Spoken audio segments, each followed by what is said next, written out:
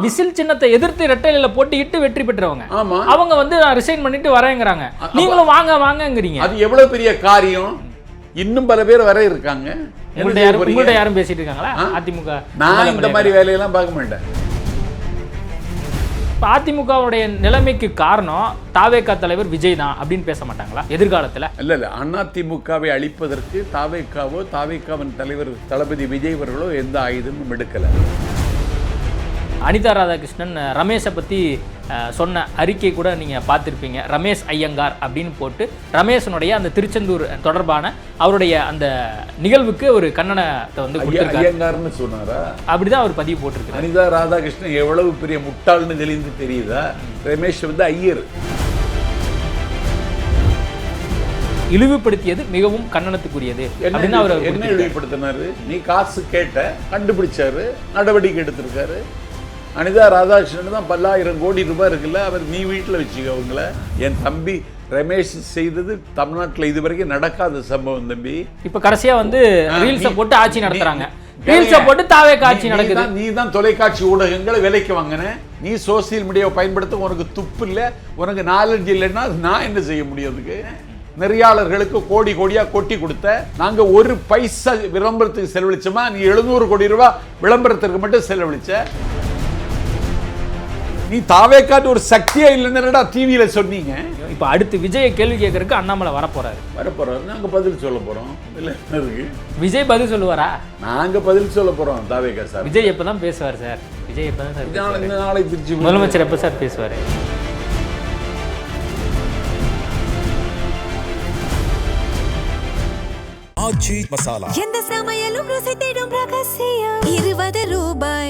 IBC தமிழர்களுக்கு வணக்கம். இன்றைய சிறப்பு நேர்காணலில் நம்மோடு இணைந்திருக்கிறார் தமிழக வெற்றி கழகத்தின் பரப்புரை செயலாளர் நாஞ்சில் சம்பத் அவர்கள். வணக்கம். வணக்கம். அரசாங்கம் அமைஞ்சு 20 நாள் ஆச்சு. உங்களோட பார்வை எப்படி இருக்கு? சரியா தான் கொண்டு போறாங்களா? சரியான திசையை நோக்கி இந்த அரசு பயணிப்பதாகவே நான் கருதுகிறேன். அறிவித்த வாக்குறுதிகளை நிறைவேற்றுவதற்கு முதலமைச்சர் மிகுந்த அக்கறை எடுத்துக் கொள்கிறார். மாற்றாரின் மனதிலும் அவருக்கு ஒரு மகுடம் இன்றைக்கு கிடைத்திருக்கிறது. கடந்த நிர்வாகத்தில் கண்டுகொள்ளப்படாமல் இருந்த அம்மா உணவகங்களை மேம்படுத்துவதற்கு உத்தரவிட்டு அந்த பணிகள் இன்றைக்கு முழுவீச்சில் நடைபெற்று கொண்டிருக்கிறது. ஒரு விவசாயிகளுக்கு கொடுத்த வாக்குறுதி, அதிலே 2000 கோடி ரூபாய் இன்றைக்கு தள்ளுபடி செய்திருக்கிறார். அது விமர்சனத்திற்கு உள்ளானாலும் இருக்கிற நிதி நிலையை கருத்தில் கொண்டு முதல் கட்டமாக 2000 கோடி ரூபாய் தள்ளுபடி செய்திருக்கிறார். விவசாய சங்கங்களை தூண்டிவிட்டு போராட்டம் நடத்தினாலும் தமிழக அரசின் நிதி நிலைமையை உணர்ந்து கொண்ட விவசாயிகள் அதற்கு தங்களுடைய மகிழ்ச்சியும் வாழ்த்தையும் தெரிவிக்கிறார்கள். 20 நாளில் எல்லாமே சரியாக போயிட்டுருக்கு, அது சரியான திசையை தான் நோக்கி போயிட்டுருக்குன்னு நீங்கள் சொல்கிறீங்க. ஆனால் இந்த 20 நாளில் வரக்கூடிய விமர்சனம் ஒன்று அரசாங்க ரீதியாக உதாரணத்துக்கு சொல்ல போனால் ஈபி கட்டு. இப்போ கூட வந்து பார்த்தீங்கன்னா நிறைய இடங்களில் ஈபி கட் ஆகுது அப்படின்னு சொல்லி ஒரு குற்றச்சாட்டு வைக்கிறாங்க. கூடவே வந்து இந்த பாலியல் குற்றச்சாட்டாக இருக்கட்டும், பெண்களுக்கு எதிரான குற்றச்சாட்டாக இருக்கட்டும், விஜய் அவர்கள் பங்கேற்பதாக இருந்த ஒரு நிகழ்ச்சி நேற்று வந்து அந்த பெண்களுக்கான அந்த சிங்கப்பெண் திட்டம் வந்து ரத்து செய்யப்பட்டிருக்கு அப்படின்னு வருது. அப்போது இந்த 20 நாட்கள்லேயே இவ்வளோ பிரச்சனைகள் வந்து தமிழ்நாடு ஃபுல்லாக இருக்குது. இதெல்லாம் வந்து எப்படி இவங்க சரி செய்ய போகிறாங்க? இல்லை அங்கொன்றும் இங்கொன்றுமாக நடக்கிற பாலியல் அத்துமீறல்கள், கொலைகள் கடந்த ஆட்சியினுடைய எச்சம் இல்லாவிட்டால் மிச்சம், நீட்சி இல்லாவிட்டால் தொடர்ச்சி. இன்றைக்குத்தான் தமிழக டிஜிபி நியமிக்கப்பட்டிருக்கிறார். கடந்த ஆட்சி காலத்தில் ஒரு பொறுப்பு டிஜிபியை வைத்துக்கொண்டு டிஜிபியை நியமிக்காமல் அவர்கள் காலம் தள்ளினார்கள். ஒரு பொறுப்பு டிஜிபியை சித்தரஞ்சன் தாஸ் வீட்டில் காலையில் வந்து நிற்க பணித்தார்களே தவிர நிர்வாகத்தை பற்றி அவர்கள் கவலைப்படவில்லை. அந்த கேடுகட்ட ஆட்சியினுடைய மிச்சம்தான் இன்றைக்கு நடந்து கொண்டிருக்கிற சம்பவங்கள். இது ஓரிரு நாளில் சரி செய்யப்பட்டு விடும் என்றே நான் நம்புகிறேன். சிங்கப்பெண் திட்டம் வந்து அதற்கு நேற்றைக்கு அறிவித்து அதற்கான ஏற்பாடுகள் தொடங்கியதற்கு பிறகு ஏன் நிறுத்தப்பட்டது என்பது குறித்து உள்துறை தான் பதில் சொல்ல வேண்டும். எனக்கு இது பதில் தெரியாது. இல்லை, அதுதான் இந்த மாதிரியான இஷ்யூலாம் வந்து சிஎம்க்கு கவனத்துக்கு போகுதா அப்படிங்கிற ஒரு பிரதான கேள்வி இருக்குது. இல்லை, சிஎம் கவனத்துக்கு போனதுனால தான் நிப்பாட்டிச்சு. அது ஏன் நிப்பாட்டினாங்கன்னு இல்லை, இப்படி ஒரு நிகழ்ச்சி இருக்குது, அந்த நிகழ்ச்சி வந்து நடைபெறதா இருக்குது, கடைசியாக வந்து ரத்து செய்யப்படுகிறது அப்படின்னா, அப்போது இப்படி ஒரு நிகழ்ச்சி நடைபெறுவது அப்படிங்கிறது கண்டிப்பாக சிஎம்க்கு சொல்லியிருப்பாங்க. கடைசியாக ரத்து செய்யப்படுதுனாலும் கண்டிப்பாக சிஎம்கிட்ட சொல்லியிருப்பாங்க. அப்போ ஏன் வந்து அவ்வளோ அவசரப்பட்டு ஒரு நிகழ்ச்சியை நடத்தணும் அப்படிங்கிற ஒரு கேள்வி தான். இல்லை, அந்த நிகழ்ச்சியை நடத்துவதற்கு இன்னும் ஒரு அவகாசம் எடுத்திருந்தால் இதை விட நல்லா பண்ணியிருக்கலாங்கன்னு நினைச்சாங்களான்னு தெரியாது. இதுக்கு தான் வந்து அனுபவமின்மை காரணம் அப்படிங்கிற ஒரு விஷயத்த வந்து கட்சிகள் குற்றச்சாட்டாக வைப்பாங்கல்ல, திமுகவோ அதிமுகவோ மற்றவர்களோ அல்லது பத்திரிகையாளர்கள் கூட அதை தான் குற்றச்சாட்டாக வைக்கும். இந்த அனுபவமின்மை தான் இந்த அரசாங்கத்தை தொடர்ந்து 5 வருஷம் வந்து இவங்க கொண்டு போயிடுவாங்களா அப்படிங்கிறத நான் கேள்வியாக வைக்கிறாங்க. அனுபவமின்மைங்கிறது உண்மைதான், எல்லோருமே புதிதாக பூத்தவர்கள் தான். அதனால் அனுபவமின்மை என்பது ஒரு குறைபாடாக கருத முடியாது. ஒரு பயணத்தை தொடங்குகிற பொழுது வருகிற இடையூறு என்று தான் நான் இதை கடந்து போக விரும்புகிறேன்.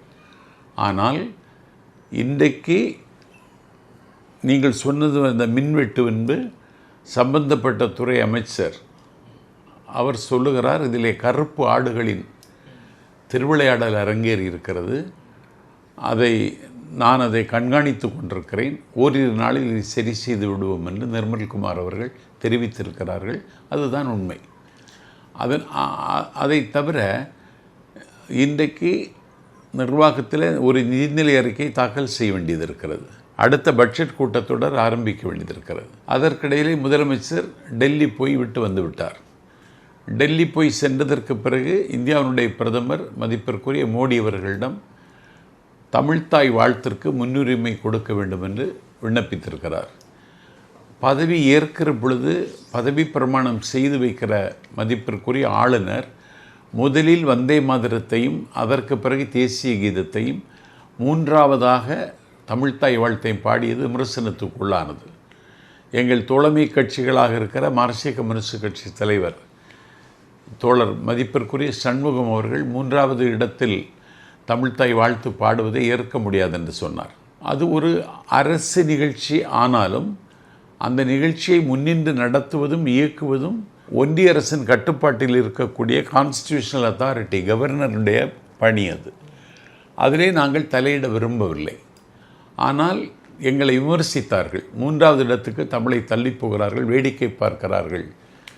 அந்த முன்னாள் சட்டப்பேரவை தலைவராக இருந்த இன்றைக்கு ராதாபுரத்திலே கவிழ்ந்து போன அப்பாவு இன்னும் மோடிகிட்ட போய் கெஞ்சிக்கிட்டு இருக்கேன்னு ஒரு பேசினார். கெஞ்சல்ல, தமிழ்நாட்டினுடைய முதலமைச்சர் எங்கள் தமிழ்த்தாய் வாழ்த்துக்கு முன்னுரிமை தர வேண்டும், உள்துறையிடம் நீங்கள் அதற்கு பரிந்துரைக்க வேண்டும்னு கேட்டுட்டு வந்துட்டார். அதே மாதிரி மீனவர் பிரச்சனையில் எங்கள் நாட்டில் எங்கள் எல்லையில் மீன் பிடிக்கிற மீனவர்களுக்கு உயிருக்கு உத்தரவாதம் இல்லாத சூழலும் அவர்களுடைய படகுகள் பறிமுதல் செய்யப்படுவதும் தொடர்கதியாகி கொண்டிருக்கிறது. ஒரு இந்தியாவின் காலடியில் கிடக்கிற ஒரு சுண்டைக்காய் நாட்டில் எந்த வளமும் இல்லாத அந்த இலங்கை இந்த அநியாயத்தை செய்கிறது, இதற்கு முற்றுப்புள்ளி வைக்க வேண்டும் என்று கோரிக்கை வைத்திருக்கிறார். தமிழ்நாட்டில் மெட்ரோ திட்டத்திற்கு நிதி ஒதுக்க வேண்டும் என்று கேட்டிருக்கிறார். இப்படி பிரதமரை சந்தித்துவிட்டு ஐஏஎஸ் அதிகாரிகளையும் டெல்லியில் சந்தித்துவிட்டு முதலமைச்சர் அவர்கள் வெற்றிகரமாக சென்னைக்கு திரும்பிவிட்டார். இப்போ நீங்கள் சொன்னது போல் இப்போ இவ்வளோ விஷயங்கள் வந்து பிரதமர்கிட்ட கோரிக்கையாக வச்சுட்டு வந்திருக்காரு நீங்கள் சொல்கிறீங்க. அதே மாதிரி கூட்டணியில் இருக்கக்கூடிய கட்சிகளும் வந்து சில அழுத்தங்கள் கொடுக்கப்பட்டு தமிழ்த்தாய் வாழ்த்து வந்து ஏன் வந்து முதலாக பாடணும் அப்படிங்கிறக்கான காரணங்களும் வந்து நீங்கள் விளக்கமாக சொல்கிறீங்க. இதை முதலமைச்சர் பேசினா இன்னும் பெட்டராக இருக்குமே அப்படின்னு தானே மக்கள் எல்லாம் கேட்குறாங்க. அதுக்கு நாஞ்சில் சம்பத் வந்து பேட்டி கொடுக்க வேண்டியதாக இருக்குது அல்லது கருத்துக்கள் தெரிவிக்க வேண்டியதாக இருக்குல்ல. முதலமைச்சர் தான் இது மோடிட்டு சொல்லிட்டு வந்தது. அதான் லெட்டராக வந்து அஃபிஷியலாக டிஐபிஆர்லேருந்து வருது. இதை முதலமைச்சரே டெல்லியில் சொல்லியிருந்தா இன்னும் பெட்டரா இருந்தது. முதலமைச்சர் டெல்லியில் சொல்லிட்டு தான் வந்தார். எங்க சொன்னாரு? பத்திரிகையாளர் கேட்கறாங்களே சார், இதுவரைக்கும் வரக்கூடிய சிஎம் எல்லாருமே வந்து பிரஸ் மீட் பண்ணிட்டு போயிருக்காங்க, ஏன் வந்து பண்ணாம போறீங்க அப்படின்னு சிஎம் பார்த்து கேட்கறாங்கல்ல. அவர் பிரஸ் சந்திக்கல. ஆமா, அது அது அவருக்கு விருப்பம். அதுக்கு நான் என்ன பதில் சொல்ல முடியும்? நீங்க இப்ப அரசாங்கத்தினுடைய ஸ்டேட்மெண்ட்டையும் எடுத்து சொல்ல வேண்டிய இடத்துல நீங்க இருக்கீங்க. பரப்புரை செயலாளரா கட்சியில பயணிப்பதனால இதை சிஎம்ஏ சொன்னா எல்லாருமே சாட்டிஸ்ஃபைடா இருப்பாங்கல்ல. எனக்கு ஒரு லிமிட் இருக்குது தம்பி. அவர் இதுவரைக்கும் அவர் பிரஸ் சந்திக்கலை. கட்சி தொடங்கியதற்கு பிறகு இதுவரைக்கும் அவர் ஏன் சந்திக்கலைன்னு அவர்கிட்ட தான் கேட்கணும். எனக்கு தெரியல. நீங்கள் ஒரு மூத்த அரசியல்வாதியா பல்வேறு கட்சிகளில் பயணத்தினால நான் கேட்குறேன், நீங்கள் இது தொடர்பாக எதுவும் பேசியிருக்கீங்க? இல்லை. நான் என்னுடைய அதிகார வரம்பை தாண்டி நான் நான் அவர்கிட்ட ஏற்கனவே கட்சியில் சேரும் பொழுதே சொன்னேன். ஏன்னா எனக்கு ஒரு நேமும் ஃபேமும் இருக்குது. நான் தமிழ்நாட்டில் தலை சிறந்த விமர்சகனாகவும் சொற்பொழிவாளனாக அறியப்பட்டிருக்கிறேன். ஆகவே ஒரு புதிதாக பூத்த இயக்கத்தில் நான் உங்களோடு இணைந்து கொள்கிறேன். என்னை பற்றி நீங்கள் ஒன்றும் கவலைப்பட வேண்டாம். ஒரு செல்ல குழந்தையின் அத்துமீறல் கூட என்னிடம் இருக்காதுன்னு சொன்னேன். கட்சிக்கு பொதுச் செயலாளர் இருக்காங்க, தேர்தல் மேலாண்மை பொதுச் செயலாளர் இருக்காங்க, கட்சியினுடைய கொள்கை பரப்பு பொதுச் செயலாளர் இருக்காங்க. இந்த மாதிரி கேள்விகளை அவங்கள்ட்ட போய் நீங்கள் கேட்கலாம், எங்கிட்ட கேட்குறத விட. இப்போ பிரதமர் மோடி எந்த பேட்டர்னை ஃபாலோ பண்ணுறாரோ அதே பேட்டர்னை தான் இவரும் ஃபாலோ பண்ணுறாரு அப்படிங்கிற விமர்சனமும் குற்றச்சாட்டும் வர ஆரம்பிச்சிருச்சு. அதை கூட நீங்கள் கவனிச்சிருப்பீங்க, பல்வேறு தொலைக்காட்சிகள் நீங்களும் பேட்டி அளிக்கிறீங்க, பிரஸ்ஸை சந்திக்கிறது தொடர்பாக. ஆமாம், அது என்னன்னு எனக்கு தெரியாது. இல்லை, அட்லீஸ்ட் அவருக்கு கன்வீனியண்ட்டாக இருக்கக்கூடிய ஆங்கர்ஸாக இருக்கட்டும், கன்வீனியண்ட்டாக இருக்கக்கூடிய சேனல்ஸாக இருக்கட்டும், அவங்கள்ட்டையாவது பேசலாமே, வைக்கலாமே அப்படிங்கிற ஒரு பார்வை தான் இப்போ அதிகமாக தலைவருக்கு முடிவு தம்பி. நான் அதில் அத்துமீற முடியாது, அதை நான் கேட்கவும் முடியாது. இப்போ தலைமைச் செயலகம் தாவேக்காவுடைய அலுவலகம் மாறிடுச்சு அப்படின்னு சொல்லி எல்லாருமே குற்றச்சாட்டு வைக்க ஆரம்பிக்கிறாங்க. காரணம் என்னன்னா, அந்த நிகழ்வுகள் நம்ம எல்லாருக்குமே தெரிஞ்சிருக்கோம். இது குறித்து என்ன நீங்கள் ஒரு பார்வை வைக்கிறீங்க? கடந்த காலத்தில் தலைமைச் செயலகம் காலியாக இருக்கும், ஆட்கள் இருக்காது. திமுக தொண்டர்கள் அங்கே வரமாட்டாங்க. ஏன்னா அமைச்சர்கள் யாரும் தலைமைச் செயலகத்துக்கு வர்றதில்லை. இப்பொழுது முதலமைச்சர் ஒரு நன்றாக படிக்கிற மாணவனைப் போல டிஃபன் பாக்ஸ் எடுத்துக்கொண்டு தலைமைச் செயலகம் வருகிறார். எல்லா அமைச்சர்களும் வர்றாங்க. நாடு முழுக்க இருந்து தொண்டர்கள் தலைமை செயலகத்தை முற்றுகையிடுகிறார்கள். ஒன்றும் இல்லை, அமைச்சர்களுக்கு வாழ்த்து தெரிவிக்க தான் படையெடுத்து வர்ற மாதிரி வர்றாங்க. இப்போ எங்கள் ஆதவ் அர்ஜுனா கட்சியினுடைய தேர்தல் மேலாண்மை பொதுச் செயலாளரை சந்தித்து அதிமுகவில் தாவேக்காவில் தன்னை இணைத்து கொண்டார்கள் என்பது இன்றைக்கு ஒரு பெரிய குற்றச்சாட்டாக இருக்கிறது. அதை முதலமைச்சர் சொல்லியிருப்பார் இருக்கிறது, அதை இப்பொழுது தவிர்த்து கொண்டார்கள், அவ்வளவுதான். இப்போது இன்னொரு முக்கியமான விஷயம், அந்த பேரம் நடக்கிறது. தாவேக்கா பேரம் பண்ணி தான் இப்போ கட்சியை அடுத்த கட்டத்துக்கு எடுத்துகிட்டு போகிறாங்க போல இருக்குது. இவங்க விசிகா, ஐயுஎம்எல், காங்கிரஸ் இவங்களோடலாம் கூட்டணியாக அந்த பெரும்பான்மையை நிரூபித்தாலும் அதிமுகவில் இருக்கக்கூடிய எம்எல்ஏக்கள் எல்லாம் இவங்க விலைக்கு வாங்குறாங்க அப்படிங்கிற குற்றச்சாட்டை இன்றைக்கி அக்ரி கிருஷ்ணமூர்த்தி ஆளுநர்கிட்ட போய் எடப்பாடி பழனிசாமி சார்பாக நான் கொடுத்துட்டு வந்திருக்கேன். முழுக்க தாவேக்கா பேரம் பண்ணி தான் இவங்களோட அரசியலே பண்ணுறாங்க, நீங்கள் உரிய நடவடிக்கை எடுக்கணும் அப்படின்னு சொல்லி அக்ரி கிருஷ்ணமூர்த்தி இன்னைக்கு ஆளுநர்கிட்ட போய் ஒரு மனுவாகவே கொடுத்துட்டு வந்திருக்கிறாரு. அது எடப்பாடி பழனிசாமியினுடைய கையாலாகாத தனம் இதில் வெளிப்படலையா? தன்னுடைய கட்சி எம்எல்ஏக்களை தன்னுடைய கட்டுப்பாட்டில் வைக்க வேண்டிய கடமையை எடப்பாடி பழனிசாமி செய்தாரா? அந்த கட்சியில் ஏற்பட்டிருக்கிற பூகம்ப அதிர்வுக்கு தாவேக்கா ஏன் பொறுப்பேற்க வேண்டும்? அந்த கட்சியில் இருக்க முடியாது. நெருப்பினில் துஞ்சினாலும் துஞ்சலாம், எடப்பாடி தலைமை ஏற்க முடியாதுங்கிற குரல் தமிழ்நாட்டினுடைய 8 திசைகளிலும் 16 கோணங்களிலும் கேட்கிறது. நான் கேட்குறேன், அவங்கள கட்டுப்படுத்தி வைப்பதற்கு உன்னால் முடியலை, உன் தலைமை ஏற்பதற்கு யாரும் விரும்பலை. நீ ஒரு அறமற்ற அரசியலை, அயோக்கியத்தனமான அரசியலை செய்தவன். நீ திராவிட முன்னேற்ற கழகத்தினுடைய ஆதரவோடு ஆட்சி அமைக்கலாம் என்று எண்ணுகிற எல்லைக்கு போயிருந்தால் நீ எல்லாம் மனிதன் தானா? மனச்சாட்சி உள்ளவன் தானா? அதை அவர்கள் ஏற்கவில்லை. ஏற்காதவர்கள் வெளியேறுகிறார்கள். நாங்கள் போய் பேரம் பேசினோமா? யார்கிட்டையாவது நாங்கள் தொடர்பு கொண்டு பேசியதற்கு உங்கள்கிட்ட தரவு இருக்கா? ஏற்க முடியாதுங்க. இப்பொழுது ஏற்றுக்கொண்டவர்களும் நாளைக்கு ஏற்க மாட்டார்கள். தமிழ்நாட்டில் அரசியல் அனாதையாக பட்ட மரமாக தனித்து நிற்கிற காலம் வரும். எடப்பாடி பழனிசாமி தாவேக்காவை எதிர்த்து விசில் சின்னத்தை எதிர்த்து போட்டியிட்டவங்க இப்ப கடைசியாக இப்ப தாவேக்கால இணையணும் அப்படின்னு சொல்வதே இது எப்பேற்பட்ட ஒரு மனநிலை. அது மட்டும் இல்லாம இது தாவேக்கா தொண்டர்கள் மத்தியிலையும் தாவேக்கா நிர்வாகிகள் மத்தியிலையும் என்ன மாதிரியான ஒரு விளைவுகளை கொடுக்க போகுது அப்படிங்கறத பத்திலாம் தாவேக்கா தலைமை யோசிக்கவே இல்லையா? விஜய் யோசிக்கலையா? அப்படிங்கிற கேள்விதானே இப்ப திமுக தரப்புல இருந்து மற்றவங்க தரப்புல இருந்து லாபம் தானங்க. லாபமா இருக்கலாம். ஆனா விசில் சின்னத்தை எதிர்த்து இரட்டையில போட்டியிட்டு வெற்றி பெற்றவங்க அவங்க ரிசைன் பண்ணிட்டு வரேங்கிறாங்க. நீங்களும் வாங்க வாங்கங்கிறீங்க. அது எவ்வளவு பெரிய காரியம். தேர்தலில் செலவழித்து வியர்வை பாசனம் செய்து 30 நாட்கள் கடுமையாக தன்னை வருத்தி உழைத்து வெற்றி பெற்றவர்கள் தான் வெற்றி பெற்ற தொகுதியில எம்எல்ஏ பதவியை ராஜினாமா செய்யணும். அதுக்கு என்ன காரணம்? அவங்க காரணம் சொல்றது என்னன்னா, ஆட்சி அமைஞ்சே 20 நாள் தான் ஆச்சு, எங்களால் சரியான பணி செய்ய முடியாதுன்னு நாங்கள் நினைக்கிறோம், அதனால நாங்கள் ரிசைன் பண்ணிட்டு நாங்கள் கட்சியில் சேர்றோம், தாவேக்கால சேர்றோம் அப்படின்னு ஒரு பதிலை கொடுக்குறோம். இல்லை, நான் வெற்றி பெற்றதற்கு பிறகு நான் என்னுடைய தொகுதிக்கு எந்த காரியமும் செய்ய முடியாது. அப்போ இந்த தாவேக்கா அரசாங்கம் வேறு கட்சி சார்ந்திருக்கக்கூடிய எம்எல்ஏக்கள் ஜெயிச்சிருந்தா அந்த தொகுதிக்கு அவங்க வந்து சரியா ஹெல்ப் பண்ண மாட்டாங்க, சப்போர்ட் பண்ண மாட்டாங்க. அப்படிதானே பொருள்? அப்படியெல்லாம் ஒண்ணும் கிடையாது. அதனால தானே அவங்க வரேன்னு சொல்றாங்க. அவங்க கருத்துங்க. நான் தொகுதிக்கு நல்லது செய்யணும்னு நினைக்கிறேன். அதிமுகவில் இருந்து இயங்க முடியாத அளவுக்கு ஒரு நெருக்கடியை அவர் கொடுத்திருக்கிறாரு. அதனால எங்களுக்கு பாதுகாப்பான இடம் என்று சொல்லி நாங்க தாவேகாவுக்கு வந்திருக்கிறோம்ங்க. எங்கள் தோழர்கள் அவர்களை வரவேற்கிறார்கள். இதுல என்ன இருக்கு? இதைத்தான் தாவேகா விலைக்கு வாங்குறாங்க. இன்னைக்கு அதுதானே அக்ரி கிருஷ்ணமூர்த்தி அதுதானே சொல்றாரு. அக்ரி கிருஷ்ணமூர்த்தி என்ன அரிஸ்டாட்டில்?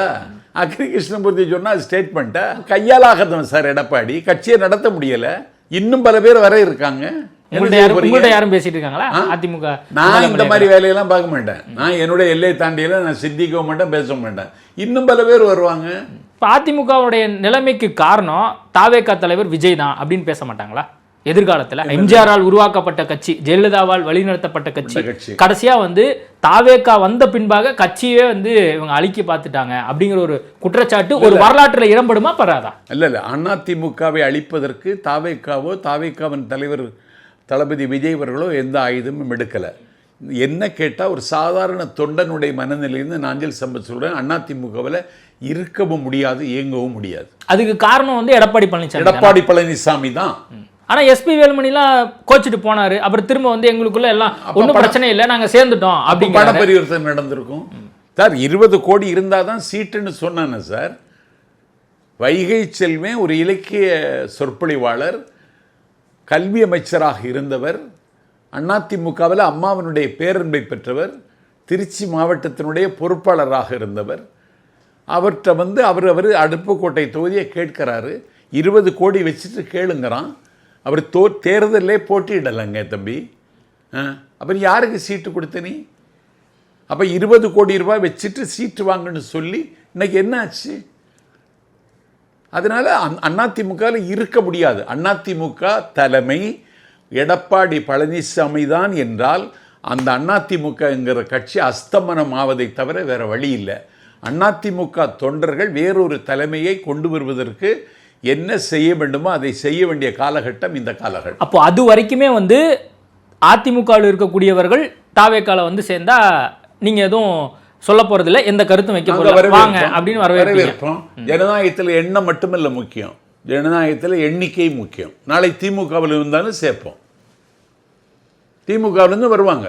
இப்போ 5 தொகுதிக்கு இடைத்தேர்தல் வந்து வரப்போகுது. நம்ம பேசிக்கொண்டிருக்கக்கூடிய தருணம் வரைக்கும் மேபி ஃபியூச்சரில் அதிமுக எம்எல்ஏக்கள் யாராவது பிரிஞ்சு வந்தாங்கன்னா இன்னும் கூடுதலாக வர்றதுக்கு வாய்ப்பு இருக்குது. இப்போது மறுபடியும் திமுக வெர்சஸ் தாவேகா அப்படிங்கிற நிலை தான் வரும்னு நினைக்கிறீங்களா இந்த இடைத்தேர்தலில்? அப்படித்தான் வரணும். ஆனால் திமுக எங்களை எதிர்கொள்ளக்கூடிய துணிச்சலோடு களத்துக்கு வருமானு எனக்கு தெரியலை. ஆனால் அவங்க விமர்சனம்லாம் கடுமையாக வைக்கிறாங்க. இன்றைக்கி கூட வந்து பார்த்தீங்கன்னா அனிதா ராதாகிருஷ்ணன் ரமேஷை பற்றி சொன்ன அறிக்கை கூட நீங்கள் பார்த்துருப்பீங்க. ரமேஷ் ஐயங்கார் அப்படின்னு போட்டு ரமேஷனுடைய அந்த திருச்செந்தூர் தொடர்பான அவருடைய அந்த நிகழ்வுக்கு ஒரு கண்டனத்தை வந்து ஐயங்கார்னு சொன்னாரா?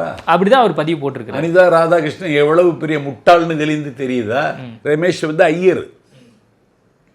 ஐயருக்கும் ஐயங்காருக்கும் தெரியாத முட்டாளெல்லாம் திமுகவில் இன்னைக்கு அறிக்கை விட்டுட்டு இருக்கானா? என் தம்பி ரமேஷ் செய்தது தமிழ்நாட்டில் இதுவரைக்கும் நடக்காத சம்பவம் தம்பி. எல்லா திருக்கோவில்களிலும் இன்றைக்கு தரிசனத்திற்கென்று திருவண்ணாமலையில், ஆவினன்குடி என்கிற பழனியில், திருச்செந்தூரில், சமயபுரத்தில் அர்ச்சகர்களுக்கு கொடுத்தே இன்றைக்கு தரிசிக்க வேண்டிய ஒரு கட்டாயம் இருக்கிறது. கடந்த அரசு இதை கட்டுப்படுத்த முடியலை. இன்னைக்கு மாறு வேடத்தில் போய் அர்ச்சகர்கள்ட்ட பேசி அவர்கள் ரூபாய் கேட்டதை அம்பலமாக வெளிப்பட்டு போனதற்கு பிறகு அவர்கள் மீது நடவடிக்கை எடுக்கப்பட்டிருக்கிறது என்றால் அறநிலையத்துறையில் கோவிலில் ஒரு பெரிய சீர்திருத்தத்தை நோக்கி ஒரு வாசலை அறநிலையத்துறை அமைச்சர் தம்பி ரமேஷ் திறந்து வைத்திருக்கிறார். அவருடைய பதிவை நான் உங்கள்கிட்ட ஒரு தடவை படித்து காட்டுறேன். இந்நிலையில் திடீர் ஆய்வு என்ற பெயரில் புதிதாக பொறுப்பேற்றுள்ள அறநிலையத்துறை அமைச்சர் திரு ரமேஷ் ஐயங்கார் அவர்கள் காலங்காலமாக பக்தர்களுக்கு சேவை செய்து வரும் திரு சுந்தர் அர்ச்சகர் சமுதாயத்தை சார்ந்த அர்ச்சகர்களை இழிவுபடுத்தியது மிகவும் கண்டனத்துக்குரியது அப்படின்னு அவர் என்ன இழிவுபடுத்தினாரு? நீ காசு கேட்ட, கண்டுபிடிச்சாரு, நடவடிக்கை எடுத்திருக்காரு. அனிதா ராதாகிருஷ்ணன் தான் 10,000 கோடி ரூபாய் இருக்குல்ல, அவர் நீ வீட்டில் வச்சுக்க அவங்கள, இல்லைன்னா ஒரு கோவில் கட்டி அவங்கள வேலைக்கு வை. உனக்கு சீமானுக்கு 11 பவுன் தங்கச்செங்கலுக்கு கொண்டு கொடுக்க தெரியுது இல்லை, அது மாதிரி கொடு. அனிதா ராதாகிருஷ்ணனில் ஒரு ஆளாங்க, அவர் தானே சட்டமன்ற உறுப்பினர். ஒரு நாள் அவகாசம் இருந்தா திருச்செந்தூர்லயும் நாங்க கைப்பற்றி இருப்போம். இப்ப இந்த மாதிரியான விமர்சனங்கள் திமுகல இருந்து வருதுல்ல, இதை நீங்க எப்படி பாக்குறீங்க? முதல்ல ஏது இந்த மாதிரி இப்போ கடைசியா வந்து அவர் சமுதாயத்தை குறிப்பிட்டாங்க, ரமேஷ் எந்த சமுதாயம்னு குறிப்பிட்டாங்க. கடைசியா வந்து அங்க பாதிக்கப்பட்ட நபர் எந்த சமுதாயம், அந்த சமுதாயத்தை இழிவுபடுத்துறாங்க அப்படின்லாம் சொல்றாங்களே, இதெல்லாம் நீங்க எப்படி பாக்குறீங்க? அப்ப இழிவுபடுத்தலையே, குற்றம் இழைத்தவர் மீது நடவடிக்கை எடுத்திருக்காரு அறநிலையத்துறை அமைச்சர், அவ்வளவுதான். இது அவ்வளவுதான், சோ சிம்பிள், அவ்வளவுதான். இது இந்த அளவுக்கு கண்ணன் அறிக்கை கொடுக்குற அளவுக்கு எந்த பிரச்சனையும் நடக்கல, ஒன்றும் நடக்கல. ஒரு நம்பிக்கை வந்திருக்கு, நாஞ்சில் சம்பத்துக்கு ஒரு நம்பிக்கை வந்திருக்கு. இனி திருச்செந்தூருக்கு தரிசிக்க போனால் இந்த அர்ச்சகர்களுக்கு கொட்டி அழ வேண்டிய அவசியம் வராது. இல்லை, இது வந்து ஒரு சாதாரண ஒரு சாமானிய அந்த நபராக கூட அவர் இருந்திருக்கலாம். ஆனால் இதுக்கெல்லாம் காரணமாக இருந்த பெரிய அதிகாரிகள்லாம் இருப்பாங்கல்ல, அவங்களெல்லாம் வந்து எதுவுமே கேட்கலையே அப்படிங்கிற ஒரு கேள்வி கூட இருக்குல்ல. இல்லை, அதான் இந்த நடவடிக்கையின் மூலம் அந்த அதிகாரிகளுக்கும் விடப்பட்டிருக்கிற எச்சரிக்கை இது. இல்ல, ஒரு சாதாரண ஒரு எம்ப்ளாயி வந்து தண்டிக்கிறதுக்கும் ஒரு பெரிய அதிகாரியை தண்டிக்கிறதுக்கும் வித்தியாசம் இருக்குல்ல. அங்கே ஒரு இணை ஆணையாளர் இருப்பார், அவரெல்லாம் இதை கட்டுப்படுத்தணும். கட்டுப்படுத்தலைன்னா அவர் மேலே நடவடிக்கை பாயும் என்பதற்கு ரமேஷ் ராஜதந்திரமாக மேற்கொண்டிருக்கிற நடவடிக்கை இது. அடுத்து இப்போ பிரபு அவர்கள் வந்து பல்வேறு குவாரிகளை வந்து மூடி இருக்கிறாரு. மதுரையில் வந்து இது ஒரு மிகப்பெரிய ஒரு பேசுபொருளாகவும் மாறி இருக்கு. இந்த மாதிரி பல்வேறு நடவடிக்கைகள் அரசாங்கம் சார்பாக எந்த அளவுக்கு வந்து ஒரு ஆக்கப்பூர்வமான விஷயம் வந்தாலும் அதுக்கு இணையாக நெகட்டிவான செய்திகள் வரதை நீங்கள் பார்க்குறீங்க. நீங்கள் செய்தித்தாள் நிறைய பார்க்குறீங்க, நியூஸ் சேனல் பார்க்குறீங்க. இது கம்பேரிட்டிவ்லி ரெண்டுமே ஈக்குவலாக வருது இல்லை, இதை எப்படி வந்து ஹேண்டில் பண்ண போறீங்க? குவாரிகள் மூடுகிறாங்கன்னா முறைகேடு நடந்த குவாரிகளை மூடுறாங்க. நீங்கள் குவாரிகளில் நீங்கள் கொள்ளையடிச்சிட்டு இருந்தீங்க, கப்பம் வாங்கிட்டு இருந்தீங்க. நாஞ்சில் சம்பத்து நாகர்கோவிலில் பக்கத்தில் என்னுடைய கிராமம் வழியாகத்தான் கல் அடிச்சுட்டு மண் அடிச்சுட்டு ஜல்லி அடிச்சுட்டு போவாங்க. கண்ணீர் விட்டு அளவீடு தவிர வேறு வழி இல்லை. மலைகளை சூறையாடினார்கள். மலைகளை சூறையாடி ஒரு இயற்கையான சூழலுக்கு இயற்கை நாட்டியம் செய்கிற என்னுடைய மாவட்டத்தினுடைய அழகை பாழ்படுத்தினார்கள். பல்லாயிரம் கோடி ரூபாயை கற்றுக்கொண்டு கடல் கடந்து எல்லை கடந்து அடுத்த மாநிலத்திற்கு மணலையும் ஜல்லியையும் ஏற்றுமதி செய்தார்கள். அதில் பல கோடி ரூபாய் தேடிக்கொண்டார்கள். அந்த சம்பந்தப்பட்ட அமைச்சர் கப்பம் வாங்குவது மட்டுமல்ல, அவன் வாங்குகிற கப்பத்தை சித்தரஞ்சன் தாஸ் குடும்பத்துக்கு கொண்டு கொடுத்தான். இதுதான் கடந்த காலத்தில் பண்ணாங்க. இன்னைக்கு டாக்டர் பிரபு நடவடிக்கை எடுத்துருக்கேன், அவரை பாராட்ட தான் வேணும். உதயநிதி ஸ்டாலின் நேற்று ஒரு பதிவு போட்டிருந்தாரு. அந்த பதிவை நான் உங்களுக்கு படித்து காட்டுறேன். தேர்தல் பிரச்சாரத்தில் பக்கமாக பேப்பரை வச்சு சட்டம் ஒழுங்கு பற்றி வாய்க்கிளிய பஞ்ச் டைலாக் பேசியவர் முதலமைச்சர் ஆனதும் டீப் ஸ்லீப் மோடுக்கு போயிட்டாரு. அவர் எதுவுமே பேச மாட்டேங்கிறாரு. பெண்களுக்கான பாதுகாப்பு தொடங்கி எல்லா விஷயங்கள்லையுமே அவர் வந்து ரொம்ப சைலண்ட்டாக இருக்கிறாரு. அது மட்டும் இல்லாமல் தாவேக்காங்கிற கட்சி ரீல்ஸ் போட்டுட்டு மட்டுமே இவங்க வந்து அரசாங்கம் நடத்திடலான்னு பார்க்குறாங்க அப்படிங்கிற குற்றச்சாட்டுகள்லாம் இப்போ திமுகவினரால் வைக்கப்படுது. நீங்கள் ரீல்ஸ் போடலையா? நீங்கள் சிவகங்கை வீதியில் டீ குடிக்க நடந்து போனீங்களே, அது ரீல்ஸ் இல்லையா? நரிக்குறவன் வீட்டில் முதலமைச்சர் போய் டிஃபன் சாப்பிட்டாரு, அது ரீல்ஸ் இல்லையா? காலை வாக்கிங் என்கிற பேரால் போய் உங்கள் கனவை சொல்லுங்கன்னு முதலமைச்சர் நாடகம் போட்டார், அதுக்கு பேர் ரீல்ஸ் இல்லையா? நீ காலையில் வாக்கிங் போகும்போது சைக்கிளில் போறிய, அது ரீல்ஸ் இல்லையா? விதவிதமான டிஷர்ட்டுகளை போட்டுட்டு சுற்றுப்பயணம் செல்ல ஊரில் வாக்கிங் போறியதுக்கு பேர் ரீல்ஸ் இல்லையா? ஏன் ரீல்ஸை பண்ணதே நீங்கள் தானே, நாங்கள் ரியலை பண்ணிட்டு இருக்கோம். இல்லை, திமுக பண்ணனால தாவேகாவும் பண்ணி ஆரம்பிச்சிருச்சு. அப்படி இல்லைங்க. இப்போ அமைச்சர் கீர்த்தனா கூட ஒரு வீடியோ ஒன்று பேசியிருந்தாங்க, அதை கூட விமர்சனம் பண்றாங்க. கீர்த்தனா அவர்கள் இந்த மாதிரி பண்ணிட்டாங்களே, ரீல்ஸ் போட்டு அமைச்சர் இப்படி எல்லாம் பேசலாமா? இப்படி ஒரு தொழில்துறை அமைச்சர் நாடு இப்போதுதான் பார்க்குது தம்பி.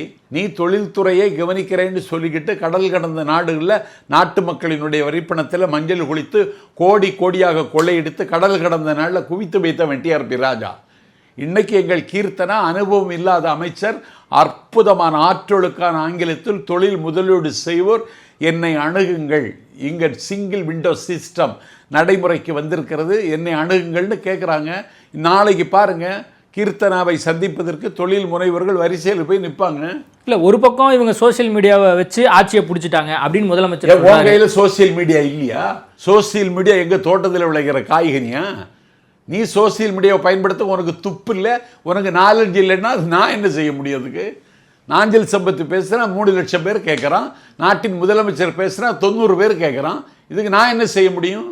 இப்போ கடைசியாக வந்து ரீல்ஸை போட்டு ஆட்சி நடத்துறாங்க, ரீல்ஸை போட்டு தாவேக்கா ஆட்சி நடக்குது. நீ தான் தொலைக்காட்சி ஊடகங்களை விலைக்கு வாங்கின, நெறியாளர்களுக்கு கோடி கோடியாக கொட்டி கொடுத்த, சமூக வலைத்தளங்களெல்லாம் சபரீசன் பணத்தால் கபலீகரம் செய்த, நாங்கள் ₹1 கொடுத்தோமா? நாங்கள் ஒரு பைசா விளம்பரத்துக்கு செலவழிச்சோமா? நீ 700 கோடி ரூபாய் விளம்பரத்திற்கு மட்டும் செலவழிச்ச. நெறியாளர்களை விலைக்கு வாங்கின. நீ தாவேக்காது ஒரு சக்தியே இல்லைன்னு டிவியில சொன்னீங்க. என்ன சொன்ன நீ? நாங்க போட்டியிலேயே இல்லைன்னு சொன்ன நீ. திருச்சி கிழக்குல இப்போ விஜய் அவர்கள் வந்து போட்டியிட்டாரு, வெற்றியும் பெற்றார். கடைசியாக வந்து பெரம்பூரில் தான் நான் வந்து தொடர்ந்து இருக்க போகிறேன், திருச்சி கிழக்கை வந்து நான் விட்டு கொடுக்குறேன்னு சொல்லிட்டாரு. இப்போ திங்கக்கிழமை வந்து போகிறார். 4 மணிக்கு வந்து அங்கே சென்ட் ஜோசப் அந்த காலேஜில் அந்த மைதானத்தில் வந்து பங்கேற்க போகிறார் அப்படிங்கிற ஒரு விஷயம் இருக்குது. திருச்சி மக்களுக்கு வந்து அவர் நன்றி சொல்கிறதுக்காக தான் போகிறாரு. ஆனால் அந்த இடத்துல ஒரு குறிப்பிட்ட ஒரு மக்களை மட்டும் பார்த்துட்டு நான் வந்து சந்திச்சுட்டு போவேன் அப்படின்னா இது எப்படி சரியா இருக்கும்? திருச்சியில் அவர் போன பிறகு பாருங்க தம்பி, மக்களுக்கு நன்றி தெரிவிப்பது மட்டுமல்ல, மீண்டும் அங்கே குருஷேத்திரம் நடக்கும்.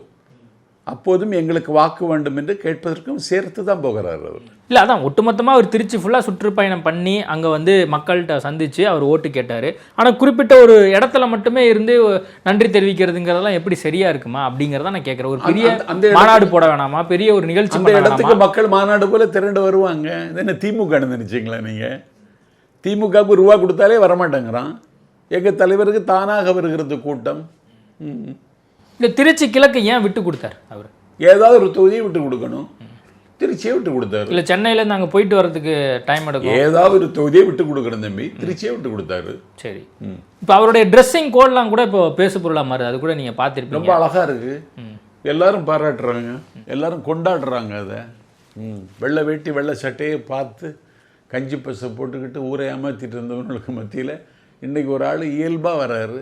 இப்போ இவருக்கு போட்டியாக இப்போ அண்ணாமலை கட்சி தொடங்க போறார் அப்படின்லாம் பேச்சு எழுந்திருக்கு. அண்ணாமலை கட்சி தொடர்ந்து அவருக்கு இருக்கிற உரிமை, அவருக்கு இருக்கிற ரைட்டு.